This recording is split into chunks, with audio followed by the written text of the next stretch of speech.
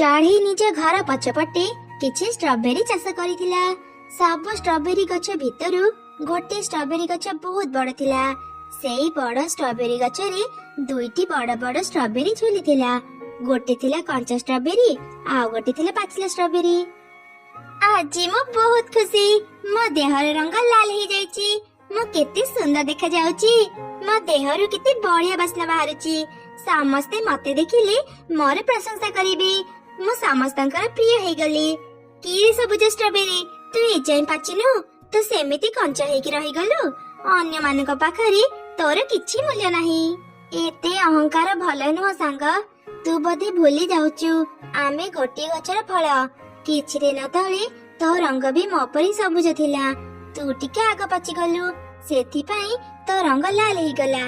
किछि दिन परे मो रंग भी तो परी लाल हे जिवो। ए छोट कथा पई एमिति अहंकार काहेकि करूचु कहिलु? हाँ हाँ मो बुझी गली। तू मते हिंसा करूचु बोली एमिति कहूचु। मु तोठु आग सुंदर हे गली।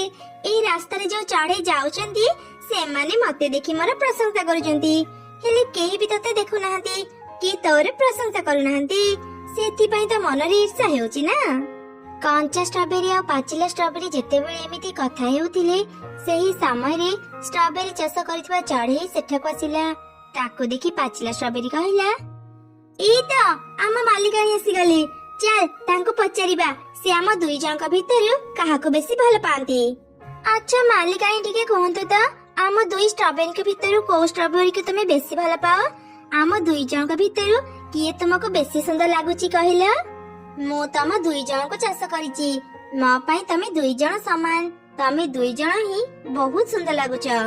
ना ना एमिति हेई परिबनी। दुई जन जाक एका संगरी सुंदर केमिति लागिबो?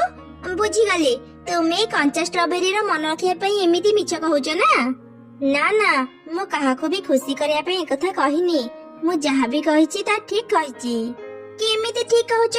मु कंचा स्ट्रॉबेरी थारो भी बेसी सुंदर देखा जाउची। ता जानिबी तुमे कंचा स्ट्रॉबेरी को सुंदर कहउछ। एठु जणा गला तुमे केते मिछुआ। आरे सांग कंचा स्ट्रॉबेरी मालिकाणी को सह काहे के झगड़ा करूछु कहिलु? ए चुप मते तो तोरा सांग कहिबुनी बुझिलु।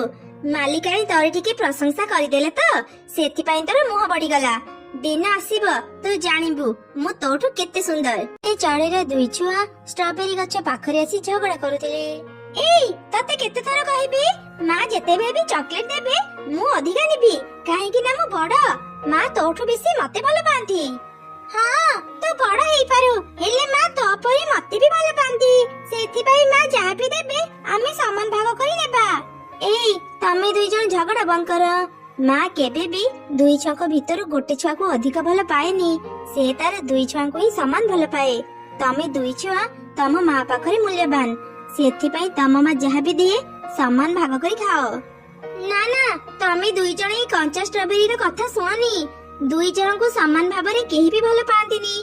तम मां तम दुई जन का भितरु जन को बेसी भल पाउथिबे। ना ना ए लाल स्ट्रॉबेरी रो कथा सुनी तमे माने पुणी झगड़ा करनी। बड़ हेउ किबा सान मां तार दुई छुआ को समान भल पाए। जदी जानिबा को चाहुच परीक्षा करिनियो। आमे केमिति परीक्षा करिवो? काली तमे माने किछि काम न करी सोई रहिबो। तापरे तमे माने जानि पारिबो तम मां काहाको बेसी भल पाए। परदिन सकाळे दुई चढ़े छुआ सोई रहिले। सेमाने बिछणार उठिलेनी। किछि समय परे तांको मां सेठ पासी कहिला, की रे आजी तमे दुई जण एते समय जाई सोई रहिच? मो सांगरी खाइबा को जीवा को जीवनी की? मां मां मते आज जम्मा भी भल लागुनी। भारी दुर्बल लागुची। मु आज कुआडी भी जाई पारिबिनी। मां मां मो देह भी आज भल नाही। मु भी कुआडी जाई पारिबिनी। अच्छा हो आज तमे दुई जण आराम कर। कोन खाइबा कह मु तम मन पसंदर खाइबा आनी देबी। दुई छुआंकर देह खराब कथा जानी मां चढ़ेटी बहुत दुखी थिला। किछि समय परे से तार दुई छुआंक पई मन पसंदर खाइबा आनी देला। एमिति से दुई छुआ जानि गले तांक मां दुई जन को समान भाबरे भल पाए। परदिन से माने पुणी थरी स्ट्रॉबेरी गछ पाखो गले। कंचा स्ट्रॉबेरी तुमे ठीक कहउतिल। मां हम दुई जन को समान भल पांती। मु निचे भूल बुझी गली। मु आ केबे भी मो भौणी सह झगड़ा करिबिनी। हाँ हाँ मु भी बुझी गली। मु भी मो भौणी सह झगड़ा ଖାଦ୍ୟର ମୂଲ୍ୟ ନାହିଁ ସେ ଅନ୍ୟମାନଙ୍କୁ ଜ୍ଞାନ ଦେଉଛି। ଦେଖ, କିଏ କହିଲା କଞ୍ଚା ଷ୍ଟ୍ରବେରୀର ମୂଲ୍ୟ ନାହିଁ? କଞ୍ଚା ଷ୍ଟ୍ରବେରୀ ପାଇଁ ଆମେ ନିଜ ଭୁଲ ବୁଝିପାରିଲୁ, ସେଥିପାଇଁ ତାର ମୂଲ୍ୟ ଆମ ପାଖରେ ବହୁତ। ହେଲେ ତୋ ପାଇଁ ଆମ ଭିତରେ ଆହୁରି ଝଗଡା ହେଉଥିଲା, ତୋ ମୂଲ୍ୟ ଆମ ପାଖରେ କିଛି ବି ନାହିଁ। ତମେ ଦୁଇଟା ଛୋଟିଆ ଛୁଆ, ସେଥିପାଇଁ ଏ କଞ୍ଚା ଷ୍ଟ୍ରବେରୀର କଥାରେ ପଡି ଯାଇଛ। କିଏ ଠିକ କିଏ ଭୁଲ ଜାଣିପାରୁନ। ଯା, ଚାଲିଯାଅ ଏଠୁ। ଏମିତି ସେ ଦୁଇ ଚଢେଇ ଛୁଆ ସେଠାରୁ ଚାଲିଗଲେ। ପରଦିନ ସକାଳେ ଲାଲ ଷ୍ଟ୍ରବେରୀ କଞ୍ଚା ଷ୍ଟ୍ରବେରୀକୁ କହିଲା, ମୁଁ ତୋ କଥା ବୁଝିଗଲି। ସୁନ୍ଦରତାରେ ତୁ ମତେ ହରେଇ ପାରିବୁନି, ସେଥିପାଇଁ ଚାଲାକି କରି ଅନ୍ୟମାନଙ୍କୁ ମିଠା କଥା କହି ନିଜ ଆଡକୁ କରି ନେଉଛୁ। ମୁଁ ଏମିତି କରୁନି ସାଙ୍ଗ, ତୁ ମତେ ଭୁଲ ବୁଝୁଛୁ। ମୁଁ ତୋର ଶତ୍ରୁ ନୁହଁ। ଏଇ ତତେ କେତେ ଥର କହିବି, ତୁ ମୋର ସାଙ୍ଗ ହେବାକୁ ଯୋଗ୍ୟ ନୁହଁ। ମତେ ଆଉ ଦିନେ ବି ସାଙ୍ଗ କହିବୁନି। ଦୁଇ ଷ୍ଟ୍ରବେରୀ ଯେତେବେଳେ ଏମିତି କଥା ହେଉଥିଲେ, ସେ ରାସ୍ତା ଦେଇ ଏକ ଚିଲ ଛୁଆ ଯାଉଥିଲା। ଏତେ ବଡ ବଡ ଷ୍ଟ୍ରବେରୀ ଦେଖି ସେ ସେଇ ଗଛ ପାଖକୁ ଆସିଲା। ଆରେ ବାପ ରେ, ଏ ଷ୍ଟ୍ରବେରୀଟା କେତେ ବଡ! ମୁଁ ଏତେ ବଡ ଲାଲ ଷ୍ଟ୍ରବେରୀ ଆଗରୁ ଦେଖିନଥିଲି। ମୁଁ ଆଜି ଆକୁ ପାରି ଖାଇବି। ବହୁତ ଦିନରୁ ମୁଁ ଷ୍ଟ୍ରବେରୀ ଖାଇନି। ଚିଲ ଛୁଆର ଏପରି କଥା ଶୁଣି ଲାଲ ଷ୍ଟ୍ରବେରୀ ବହୁତ ଡରିଗଲା। ସାଙ୍ଗ କଞ୍ଚା ଷ୍ଟ୍ରବେରୀ, ମତେ ବଞ୍ଚା।